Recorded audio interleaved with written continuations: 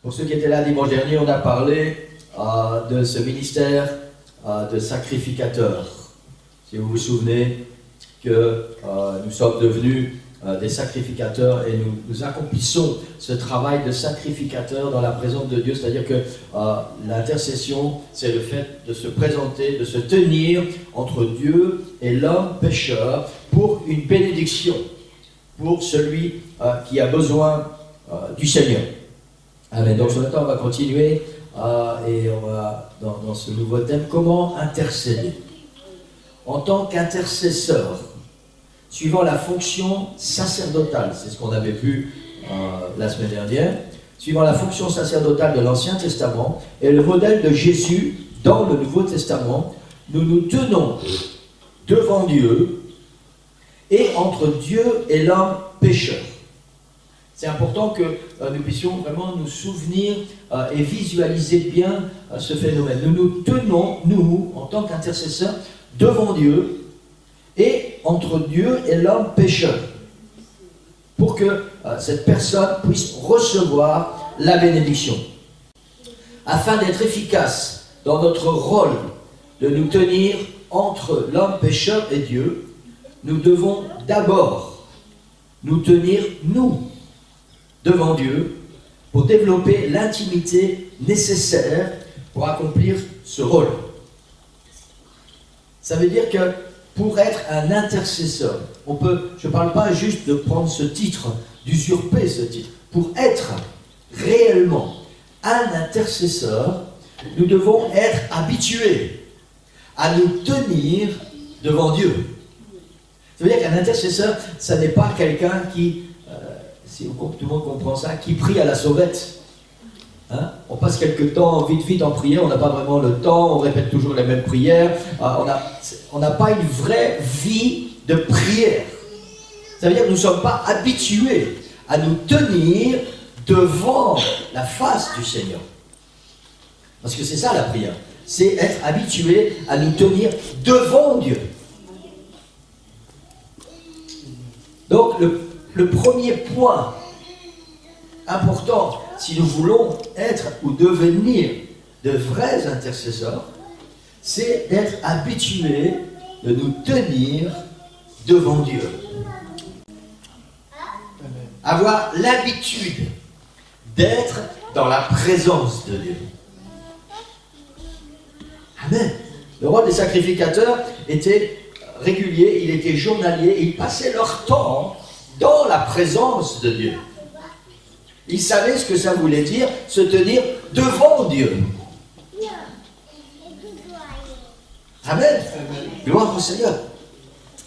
On va lire le chapitre 14, en tout cas les 21 premiers versets du chapitre 14 du livre des Nombres. Ça n'est pas dans les diapositives, donc j'espère que vous avez votre Bible. Amen. C'est bien, voilà. Gloire au Seigneur. Ok, peu importe si elle est papier, si elle est numérique, voilà, du moment que vous avez votre Bible, c'est bien. Amen. Et c'est bien de ne pas utiliser celles qui sont sur la table là-bas, parce que c'est des Bibles que vous devez vous acheter pour après les offrir à quelqu'un. Donc si on les utilise, elles seront un petit peu abîmées. Amen. Si vous n'avez pas de Bible, mettez-vous près de quelqu'un qui a une Bible.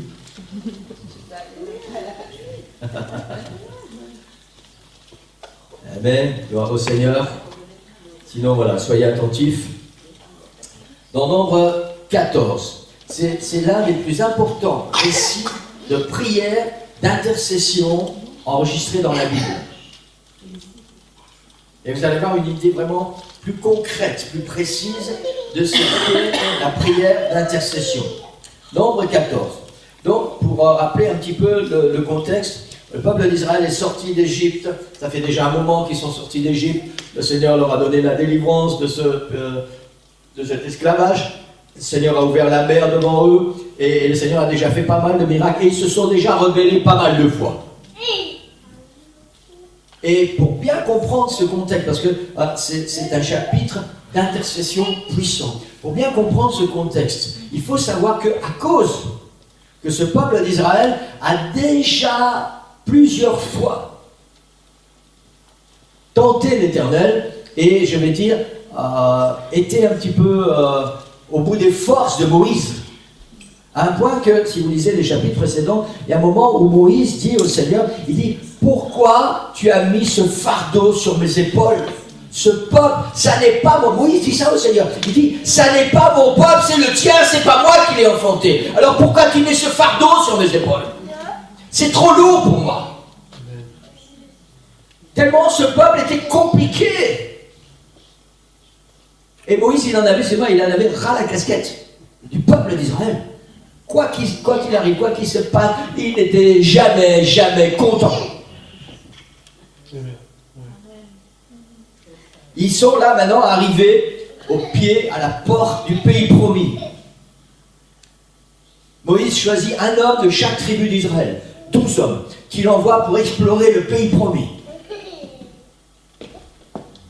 Ces hommes partent en exploration, ils voient tout ce qu'il y a à voir, ils reviennent avec 2 hommes portés sur une grande barre de bois, une grappe de raisin. C'est ce que la Bible dit. Hein. Un pays que Dieu leur a promis, un pays où coule le lait et le miel. Un pays d'abondance. Ces 12 hommes, la Bible les appelle des espions parce qu'ils sont partis espionner le pays qu'ils vont conquérir. Ces 12 hommes reviennent avec des choses plein les yeux, plein la tête. Mais ce qui se passe, c'est que 10 d'entre eux n'ont vu que les choses qui leur semblaient être négatives. Ils n'ont pas vu que c'est un pays où coule le lait et le miel, ils n'ont pas vu que c'est un pays d'abondance. Ils ont vu que le pays est habité par des géants, des hommes très grands et habitués à faire la guerre. C'est tout ce qu'ils ont vu. Et quand ils reviennent et qu'ils font leur rapport à Moïse et au peuple d'Israël, c'est tout ce qu'ils disent. Oui, oui, bien sûr, oui, c'est un pays où coule le lait et le miel, mais c'est un pays qui est habité par des géants, c'est des hommes de guerre, on était comme des petites sauterelles à côté d'eux. C'est tout ce qu'ils ont retenu. Et encore une fois, Moïse dit, c'est pas possible, c'est pas possible. Mais quand est-ce qu'ils vont arrêter? Essayons de nous mettre dans la peau de Moïse. Ils sont là au pied du pays promis. Ils ramènent une grappe de raisin, quelque chose d'énorme. Il y a Josué et Caleb qui font un rapport extraordinaire. Ils disent, c'est vrai que c'est un pays d'abondance. C'est vrai que c'est un pays où coule le lait et le miel. C'est vrai que c'est un pays merveilleux. Mais tous les autres, là, ils sont là en train de se plaindre, en train de se lamenter. Et Moïse dit, Seigneur, pas possible. Moïse en a marre. Hein. Moïse en a marre. Hein. Il est à bout de force. Peut-être que Moïse était dépressif à ce moment-là. Hein. Ou en burn-out.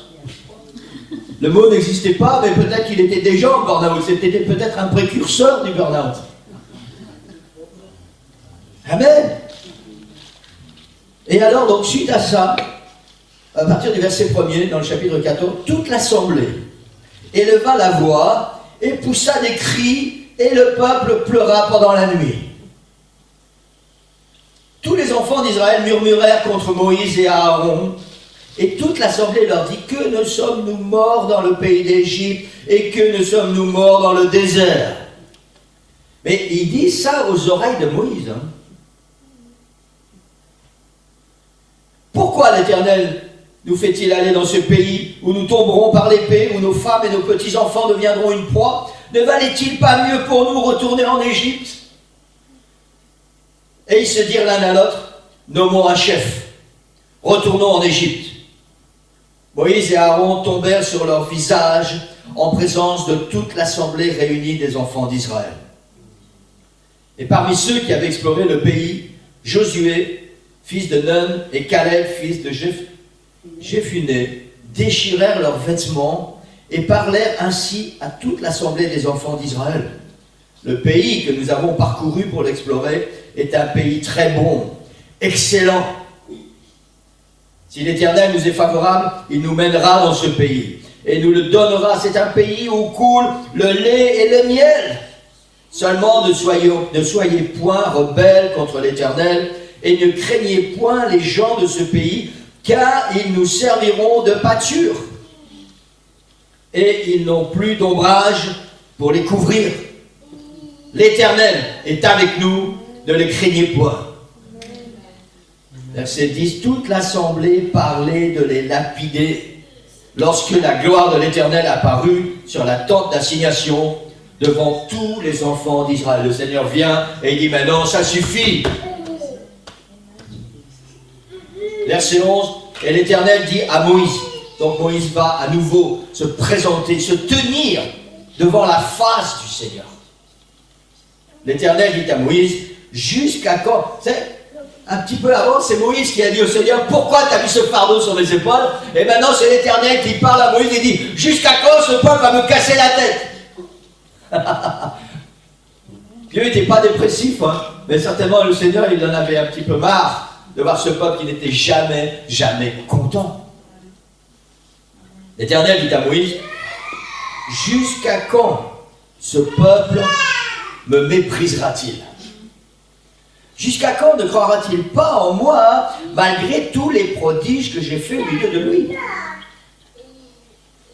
Je le frapperai par la peste, je le détruirai. Et je ferai de toi une nation plus grande et plus puissante que lui. Et c'est maintenant où on entre dans le vif du sujet de l'intercession. On a vu ce contexte. Moïse est à bout de force, comme le Seigneur en a marre de ce peuple. Et dans ce contexte, le Seigneur dit à Moïse, je vais détruire ce peuple, parce que j'en ai marre, j'en ai content, je vais les détruire, et je vais faire de toi une grande nation. Et Moïse dit à l'Éternel, les Égyptiens l'apprendront, eux du milieu desquels tu as fait monter ce peuple par ta puissance. Ils le diront aux habitants de ce pays. Ils savaient que toi, Éternel, tu es au milieu de ce peuple et que tu apparais visiblement. Toi, l'Éternel, que ta nuée se tient sur lui, que tu marches devant lui le jour dans une colonne de nuée et la nuit dans une colonne de feu. Moïse argumente avec le Seigneur. Si tu fais mourir ce peuple comme un seul homme, les nations qui ont entendu parler de toi diront, l'Éternel n'avait pas le pouvoir de mener ce peuple dans le pays qu'il avait juré de lui donner. C'est pour cela qu'il l'a égorgé dans le désert. Maintenant que la puissance du Seigneur se montre dans sa grandeur, comme tu l'as déclaré, en disant, l'Éternel est lent à la colère, riche en bonté, il pardonne l'iniquité et la rébellion, mais il ne tient point le coupable pour innocent, et il punit l'iniquité des pères sur les enfants, jusqu'à la 3e et la 4e génération. Pardonne l'iniquité de ce peuple selon la grandeur de ta miséricorde, comme tu as pardonné à ce peuple depuis l'Égypte jusqu'ici. Quelle magnifique prière d'intercession. C'est ça, se tenir devant la face du Seigneur. C'est faire abstraction de nos sentiments, nous souvenir des promesses du Seigneur, nous souvenir pourquoi nous sommes là et venir intercéder en faveur d'eux. Moïse en avait marre de ce peuple. Mais il n'empêche que Moïse avait un travail à accomplir. Le Seigneur lui a dit, voilà ce qu'on va faire. Tu vas libérer ce peuple et nous allons conquérir le pays de Canaan. Et Moïse dit, Seigneur, on n'est pas encore arrivé à Canaan. C'est vrai qu'ils sont rebelles. C'est vrai qu'ils passent leur temps à râler, ils ne sont jamais contents. C'est vrai que j'en ai marre. Mais Seigneur, tu as fait des promesses. Et tes promesses, elles doivent s'accomplir. Et puis, Seigneur, il y a ton nom, il y a ta gloire. C'est au nom de l'Éternel que tout ce qui a été fait a été fait. C'est en ton nom que les gens ont vu toutes ces choses. Amen. Seigneur, tu as une réputation à tenir. Tous les peuples qui nous entourent savent que ce peuple, c'est ton peuple. C'est ce que Moïse est en train de dire au Seigneur. Il se tient devant la face du Seigneur. Il se tient en intercesseur entre Dieu et ce peuple. Et Moïse argumente avec le Seigneur. Et il se passe quelque chose d'extraordinaire.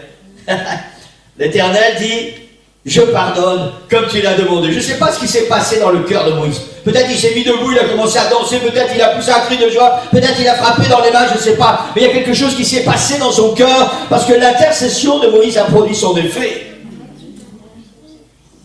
L'Éternel dit, je pardonne comme tu l'as demandé. Et je suis vivant, et la gloire de l'Éternel remplira toute la terre. Amen. Gloire au Seigneur. Église, quand nous allons entrer dans ce domaine de l'intercession. Quand nous allons vraiment nous tenir devant la face du Seigneur, en faveur d'eux. Parce que le Seigneur nous aura envoyés. Moïse, c'était en faveur du peuple d'Israël. Quand le Seigneur va t'envoyer, il va te faire venir devant sa face en faveur d'un frère, en faveur d'une sœur, en faveur d'une situation. Et que tu auras vraiment intercédé, que tu auras mis tout ton cœur. Et que le Seigneur va dire, je pardonne, j'exauce ta prière. Waouh! Ça vaut la peine, Église. Ça vaut la peine. C'est quelque chose d'extraordinaire. Et je crois que on ne peut pas, par des sentiments humains, réaliser ce qui se passe à l'intérieur d'un cœur dans ces cas-là. Alléluia, gloire au Seigneur. Moïse fut capable de se tenir entre Dieu et l'homme pécheur parce qu'il s'était tenu devant lui et avait développé une intimité de communion avec Dieu. C'est un beau récit, une belle finalité quand le Seigneur dit à Moïse, voilà, je pardonne. Mais pour arriver à ça, il a fallu que Moïse développe une habitude de se tenir devant la face du Seigneur. Ça n'est pas arrivé comme ça par hasard. C'est pas un beau jour, Moïse a dit, il a entendu ce que le Seigneur avait dit, et Moïse est venu dans la présence du Seigneur, il dit, Seigneur, tu ne peux pas faire ça. Moïse était un habitué de la présence du Seigneur. Et c'est ça qui va faire toute la différence. Et c'est seulement à cette condition que nous pourrons devenir de réels intercesseurs. Sinon, nous allons juste formuler des prières et des requêtes auxquelles très certainement le Seigneur va répondre. Mais nous ne serons jamais entrés dans ce domaine d'intercession, dans cette profondeur. Ça veut dire que, vous savez, l'intercession, c'est aussi un domaine où, on va voir ça après, où le Seigneur va mettre des visages devant nos yeux. Où le Seigneur va nous donner des songes, des visions, nous révéler des choses et nous emmener dans des domaines de prière et d'intercession à cause de notre habitude d'être dans sa présence. Le Seigneur va nous révéler des besoins pour nos frères et nos sœurs sans parfois nous révéler des secrets de leur vie privée. Mais le Seigneur va nous révéler des besoins et il va nous appeler à venir devant sa face pour intercéder, pour que nos frères et nos sœurs soient bénis. Mais ça n'arrivera que si nous avons l'habitude de nous tenir devant la face du Seigneur. Je ne parle pas ce matin d'une habitude de faire des prières. On parle de se tenir devant la face du Seigneur. Amen. Dans Nombre 12, 8, la Bible dit que Dieu parle avec Moïse comme un ami à un ami, et non à travers des visions et des songes. Dieu parlait à Moïse face à face. Moïse avait une intimité extraordinaire avec Dieu. Et c'est ce qui a permis à Moïse de pouvoir arriver dans cette présence du Seigneur, de pouvoir intercéder pour ce peuple et d'obtenir la réponse. Amen. Vous savez, il y a quelque chose qui est tellement puissant. L'intercession, je crois que quand nous aurons vraiment réalisé. J'ai déjà entendu plusieurs personnes ici qui ne sont pas encore là ce matin, j'espère qu'elles vont arriver. Mais ouais, ça c'est le changement d'heure, aujourd'hui ça va être mortel. Des gens qui parlent d'intercession, ils veulent intercéder, ils veulent prier pour les gens, on veut faire des équipes d'intercession, on veut ceci, on veut cela, mais ils ne savent même pas de quoi ils parlent.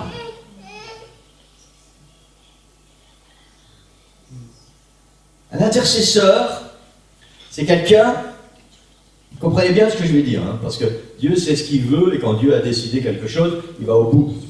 Mais un intercesseur, c'est quelqu'un qui va être capable, parce que c'est un habitué de la présence du Seigneur, parce qu'il va y mettre tout son cœur, toute son âme, toutes ses tripes, tout ce qu'il est, dans la présence du Seigneur. C'est quelqu'un qui va être capable de faire fléchir la volonté du Seigneur en avantage à quelqu'un qui ne mérite pas.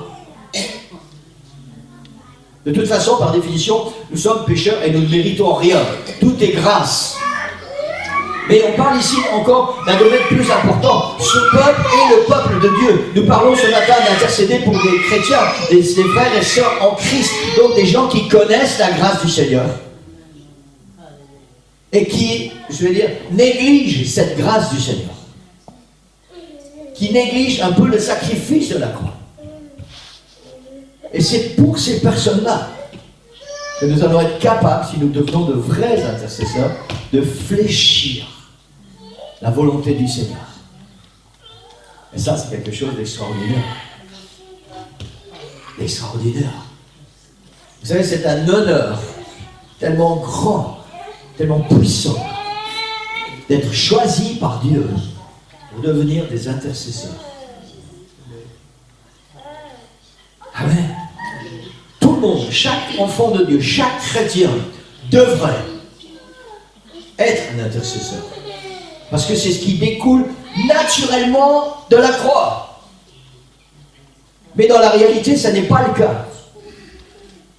L'intercesseur, c'est quelqu'un qui a été sauvé par grâce et qui non seulement a accepté Jésus comme son sauveur, mais qui fait que Jésus est devenu son Seigneur. Qui porte sur ses épaules le poids du péché du monde et qui veut que les gens soient sauvés. Et c'est seulement ce genre de chrétiens qui vont devenir des intercesseurs. C'est des gens qui ne passent pas leur temps à critiquer ou à regarder, à dire du mal des autres. C'est des gens qui voient dans nos frères et sœurs un péché, une mauvaise attitude, une mauvaise habitude, et ça fait quelque chose dans leur cœur qui les rend tristes, et ils vont aller se tenir dans la présence du Seigneur, devant la face du Seigneur, pour que le Seigneur puisse bénir et changer cette personne. Nous sommes tous appelés à devenir des intercesseurs. Et très peu d'hommes et de femmes deviennent des intercesseurs. Parce qu'il n'y a pas dans nos cœurs le fardeau des âmes. Il n'y a pas dans nos cœurs la haine du péché, le mépris du péché. Il n'y a pas dans nos cœurs l'amour de la famille de Dieu.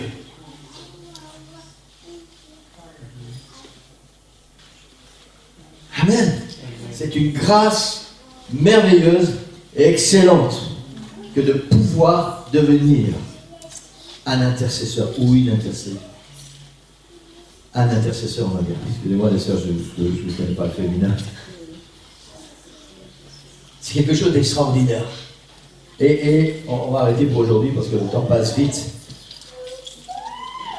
La base de tout ça,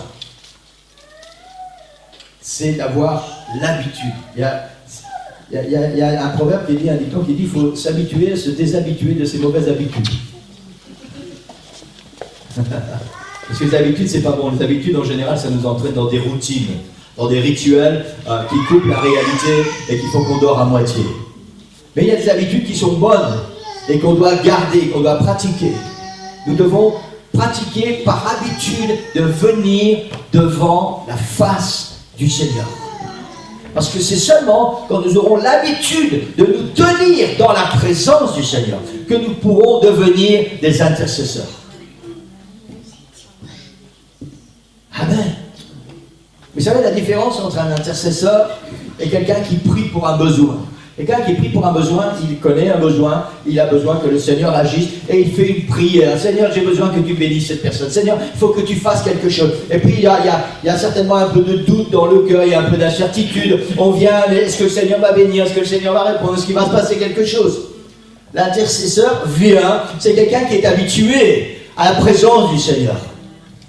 Et c'est quelqu'un qui sait que son insistance va faire fléchir le cœur du Seigneur en faveur d'eux.